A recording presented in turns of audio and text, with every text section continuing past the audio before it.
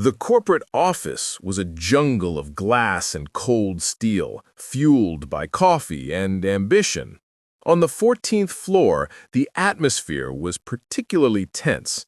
It was the day the CEO was reviewing proposals for the company's biggest rebranding strategy in a decade.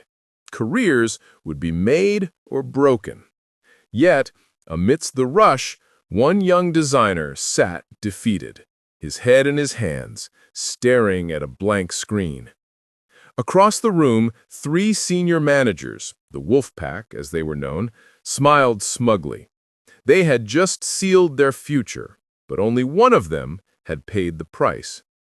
Before we go further, if you believe in integrity, fairness, and the power of doing the right thing even when it's hard, take a moment to like, comment, share, and subscribe to Kindness Matters Stories, KMS. It helps us champion the narratives that prove honesty always prevails over deceit. His name was Gabriel, a brilliant but quiet graphic designer in his late 20s. He wasn't aggressive, didn't network well, and let his work speak for itself. For 6 months, Gabriel had poured his soul into the Ascension Project, a visionary yet complex rebranding strategy. It was his masterpiece, designed to save the company millions and secure his promotion. But Gabriel was too trusting. His direct manager, Barak, a man fueled by ego and insecurity, saw Gabriel's humility as weakness. Barak, along with two other senior partners, had made a cruel bet. Steal Gabriel's entire proposal, present it as their own, and watch him crash and burn, convinced the quiet designer wouldn't dare challenge them. What Gabriel didn't know was that while he was home nursing a minor injury, Barak had accessed his files, lifted the entire deck, and put his name on every page. That morning, Gabriel arrived prepared to dazzle, only to see Barak already walking into the executive meeting room carrying a presentation deck with the exact designs, data, and even the unique code names Gabriel had created. The shock was a physical blow. When Gabriel confronted Barak in the hallway, Barak simply sneered.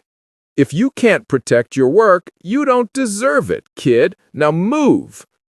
Defeated, Gabriel sank into his chair. The injustice was staggering.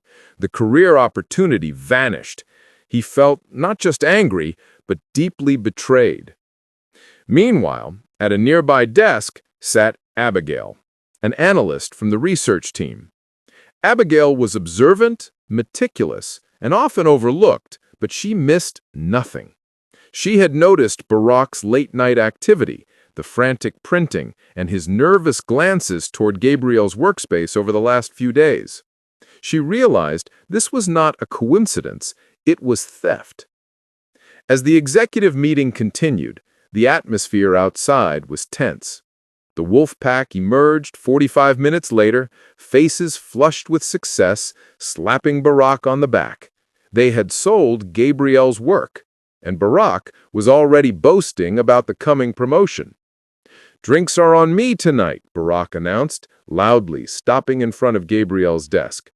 "Hard luck, Gabriel. Maybe next time try to actually finish a concept before the deadline."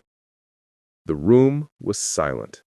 Everyone knew Gabriel was working on the project. Now they saw the cruel mockery. Gabriel just looked up, his eyes filled with immense disappointment, not rage. But then, something shifted. Abigail, who had been watching the whole exchange, stood up. She walked calmly toward the Wolfpack, holding a small USB drive and a neatly organized folder of printed documents. "Excuse me, Barak," she said, her voice clear and surprisingly firm. "I believe there's been a misattribution regarding the Ascension Project proposal." Barak laughed dismissively. "Stay in your lane, Abigail. This is senior management business." Abigail ignored him. She turned to the nearest senior partner and held up the folder. I have detailed time-stamped records, including login data and version history, showing every design and data point in that presentation was finalized and uploaded by Gabriel 3 weeks ago. She paused, her gaze steady. The timestamps contradict Barack's timeline. Furthermore, I have the original unedited file names, the ones he forgot to change in his haste.